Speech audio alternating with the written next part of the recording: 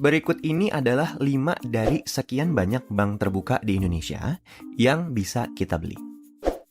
Ada Bank BCA, Mandiri, BRI, BNI, dan yang terakhir ada Bank Jago. Gua akan tampilin juga harga per satu lembar sahamnya per tanggal 20 Mei 2022. Oke, sekarang coba dong lu urutin dari bank yang paling mahal ke bank yang paling murah. Oke, gua kasih waktu 5 detik ya.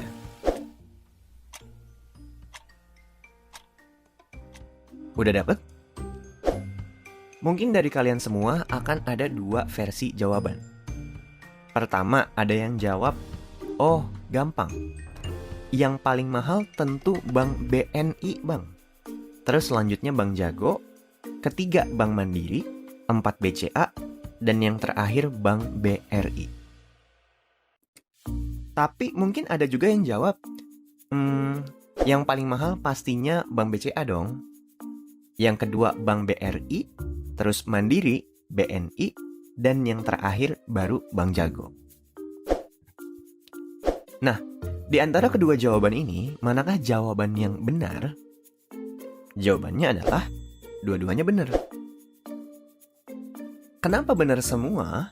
Karena yang pertama mahal secara harga per lembar sahamnya. Makanya BNI termahal dan Bank BRI termurah. Sedangkan yang kedua adalah mahal secara kapitalisasi pasarnya, alias harga keseluruhan perusahaan tersebut di pasar modal saat ini, per tanggal 20 Mei 2022. Nah, kalau lu adalah golongan orang yang berpikiran seperti jawaban pertama, maka video ini cocok untuk lu tonton sampai habis. Tapi buat yang udah tahu kenapa paling mahal adalah Bank BCA, silahkan di close aja videonya. Karena dalam video ini, gua akan jelasin yang pertama tentang kapitalisasi pasar, alias bahasa Inggrisnya adalah market capitalization. Biar lu jadi tahu nih alasan kenapa Bank BCA itu bank yang paling mahal di antara ke-5 bank ini.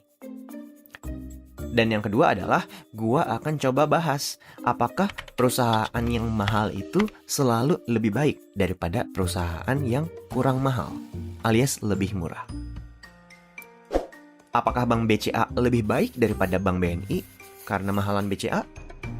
Lalu apakah Bank Mandiri lebih baik daripada Bank Jago? Jawabannya belum tentu. Nah, ini nih yang akan gue bahas secara sekilas. Oke, kita mulai ya.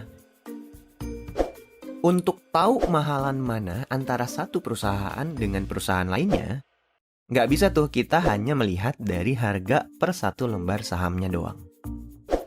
Betul bahwa BNI harga per lembarnya lebih tinggi daripada Bank BRI.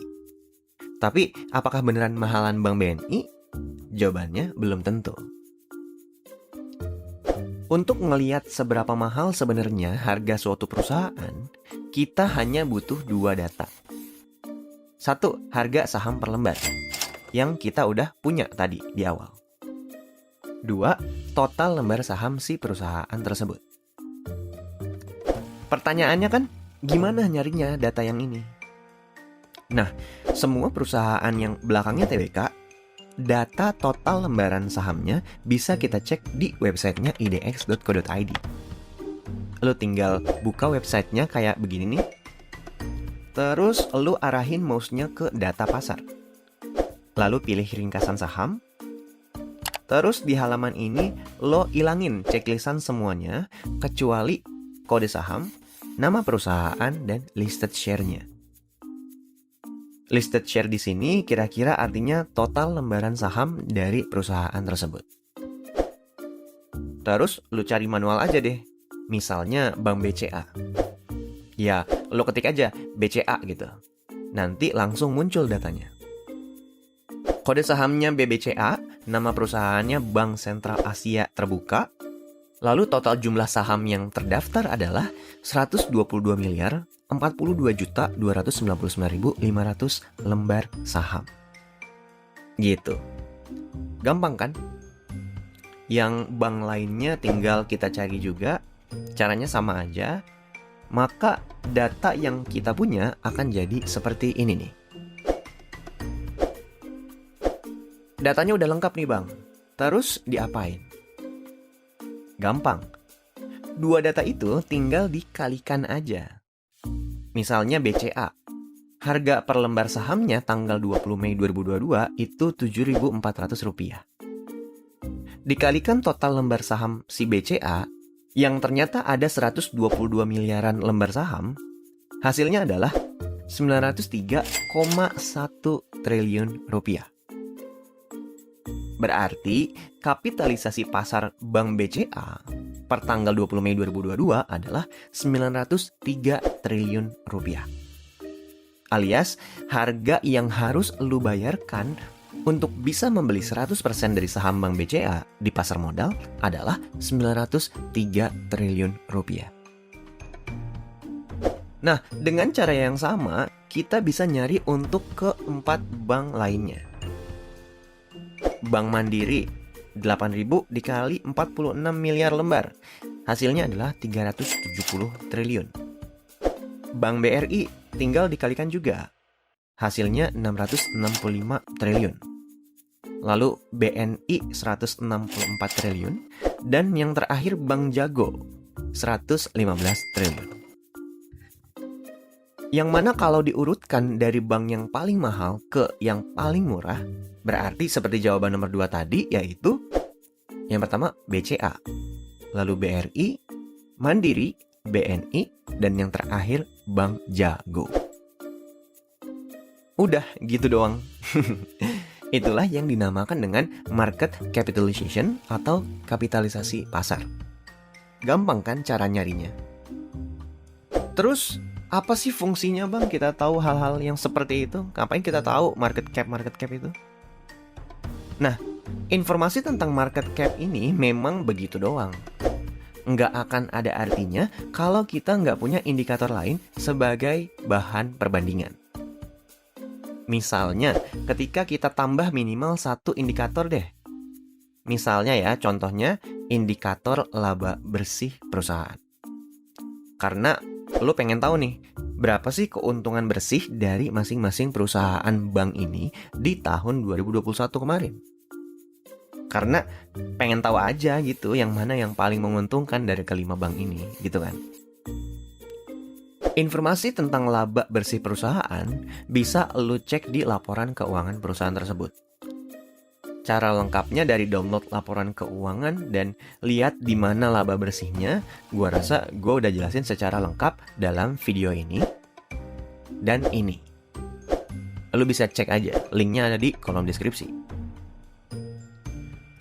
Cara yang paling gampangnya, sebenarnya lu bisa aja nih cek di aplikasi sekuritas lu masing-masing. Misalnya gua nih pakai aplikasi Ajaib Sekuritas.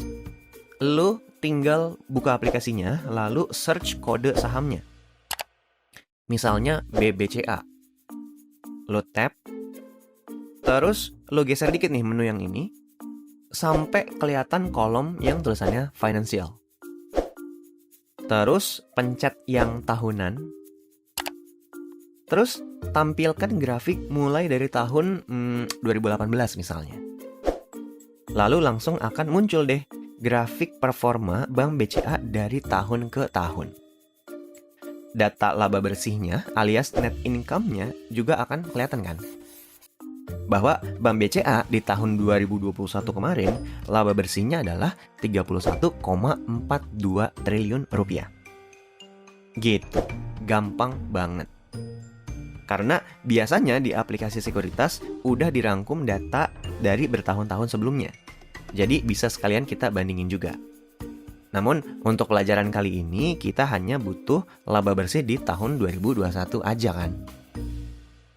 Untuk bank lain atau misalnya perusahaan lain, kita bisa cari juga di aplikasi Ajaib dengan cara yang sama. Maka data yang kita punya selanjutnya secara berurutan adalah seperti ini.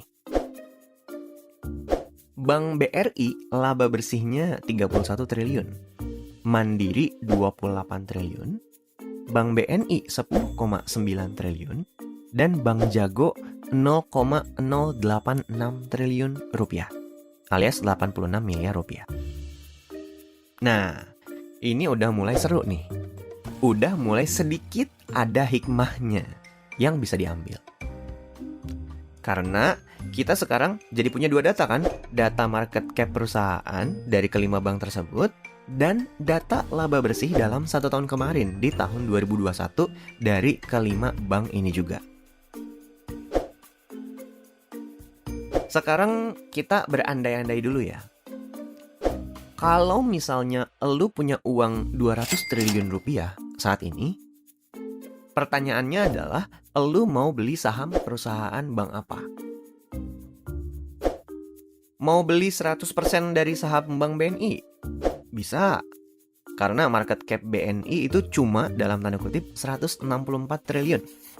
Jadi dengan 200 triliun, lu akan dapat kembalian 36 triliun dan lu akan memiliki perusahaan yang dalam 1 tahun kemarin menghasilkan laba 10,9 triliun rupiah. Ini laba bersih ya. Artinya nggak ada tuh potongan-potongan apa-apa lagi. Gimana? Menarik nggak? Atau jangan-jangan dengan 200 triliun rupiah ini lu mau beli 100% dari saham Bank Jago? Bisa. Nanti lu akan dapat kembalian 85 triliun dan lu akan menjadi 100% pemilik dari Bank Jago yang setahun kemarin menghasilkan laba 86 miliar rupiah. Gue ulangi ya. Bayar 165 triliun untuk dapetin perusahaan yang labanya 10,9 triliun atau bayar 115 triliun untuk dapetin perusahaan yang labanya 0,086 triliun. Mending yang mana? Kalau gue pribadi jelas akan memilih saham Bank BNI. Market cap Bank Jago pada hari ini tanggal 20 Mei 2022 memang cuman dalam tanda kutip 115 triliun rupiah. Tapi kalau lu membeli saham Bank Jago sekitar 4 bulan yang lalu tanggal 21 Januari tahun 2022 saat harga sahamnya Rp19.000 per lembar, berarti market cap pada saat itu adalah ya 19.000 dikali total lembar saham Bank Jago yang ada sekitar 13,7 miliar lembar saham. 19.000 dikali 13,7 miliaran hasilnya adalah 261 triliun rupiah. Gila banget. Bahkan lu yang punya uang 200 triliun juga belum bisa nih untuk beli 100% saham Bank Jago pada hari itu. Nah, biar adil kita cari tahu juga nih market cap Bank BNI per tanggal 21 Januari 2022. Ya kan? Berapa sih market cap-nya? Berarti kembali lagi nih, cari harga per lembarnya saat itu. Dan ternyata setelah kita temuin, harga per lembarnya adalah Rp7.175. Dikali lembaran sahamnya 18,4 miliar lembar, hasilnya adalah 132 triliun rupiah. Dengan 200 triliun, saat itu lu bahkan masih dapat kembalian 68 triliun. Dan lu udah bisa jadi pemilik 100% dari Bank BNI yang laba bersihnya adalah 10,9 triliun di tahun sebelumnya alias di tahun 2021. Nah, dari contoh Bank Jago dan Bank BNI ini, kita bisa dapat kesimpulan seperti ini nih. Perusahaan dengan market cap yang lebih tinggi belum tentu kinerja perusahaannya lebih baik daripada market cap yang lebih rendah. Terbukti saat tanggal 21 Januari kemarin, Bank Jago itu harganya 261 triliun. Tapi hanya menghasilkan laba bersihnya yaitu sekitar 86 miliar rupiah alias 0,086 triliun. Sedangkan Bank BNI di tanggal yang sama harganya itu cuman 132 triliun. Tapi laba bersihnya adalah 10,9 triliun. Kalau lu beneran punya uang 200 triliun saat itu dan dihadapkan oleh permasalahan mau invest ke perusahaan yang mana di antara Bank BNI atau Bank Jago, apakah lu bingung harus masukin kemana? Gimana, lu bingung nggak kalau ditanya pertanyaan seperti itu? Kalau gua sih udah jelas ya, invest ke Bank BNI aja. Orang harganya setengahnya dari Bank Jago, tapi laba bersihnya 126 kali lipat lebih tinggi daripada Bank Jago. Ya, tapi kan Bank Jago ini bank digital, Bang. Prospeknya sangat besar beberapa tahun lagi. Pasti semuanya nanti beralih ke digital dan bank konvensional akan ditinggalkan. Ya, itu urusan nanti. Tapi kalau sekarang, gua mendingan cari amannya ya invest uang 200 triliun gua ini ke Bank BNI aja daripada Bank Jago. Sekalipun gua hanya membeli satu lot Bank BNI aja atau 100 lembar doang, mindset gua ini haruslah seakan-akan gua mampu membeli seluruh dari saham Bank BNI ini. Karena kan membeli saham adalah membeli suatu bisnis. Gua nggak mau membeli bisnis yang nggak menguntungkan buat gua.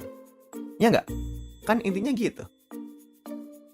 Ternyata nggak butuh waktu lama, hanya sekitar 4 bulan kemudian, saham Bank Jago yang tadinya 19.000 per lembar, di tanggal 21 Januari 2022, harganya sekarang udah turun lebih dari 55% ke 8.375 per lembar di 20 Mei 2022. Sedangkan Bank BNI, yang bank konvensional ini, justru dari harga 7.175 per lembar, malah naik ke 8.875 per lembar. Karena memang pada dasarnya dalam jangka panjang, harga saham suatu perusahaan akan mengikuti fundamental dari perusahaan tersebut. Oke, sebagai kesimpulan, 1. Lu jadi ngerti nih definisi dari market cap dan cara ngitungnya. 2. Harga saham per lembar dari suatu perusahaan nggak menunjukkan mahal atau murahnya perusahaan tersebut. Ya kan? 3. Perusahaan yang paling mahal belum tentu yang paling bagus. Bisa dilihat dari kasus sederhana Bank Jago versus Bank BNI tadi. Misalnya dalam menghasilkan laba bersih per tahun. Semua keputusan investasi ada di tangan kita masing-masing. Hikmahnya adalah bukan berarti lu harus beli Bank BNI dan menghindari Bank Jago. Lu bebas membeli atau menjual saham apapun yang lu mau. Risiko ditanggung sendiri, keuntungan juga ya ditanggung sendiri. Nah, buat lu yang mau mulai investasi saham, bisa coba download aplikasi Ajaib.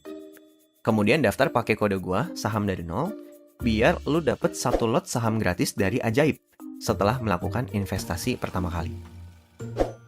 Di dalam aplikasi itu juga, lu bisa ngeliat rangkuman laporan keuangan dari masing-masing perusahaan. Biar lu nggak usah ribet download laporan keuangan secara manual satu per satu. Oke? Sekian aja video kali ini. Pesan gue tetap dari dulu. Jangan malu untuk belajar saham dari nol.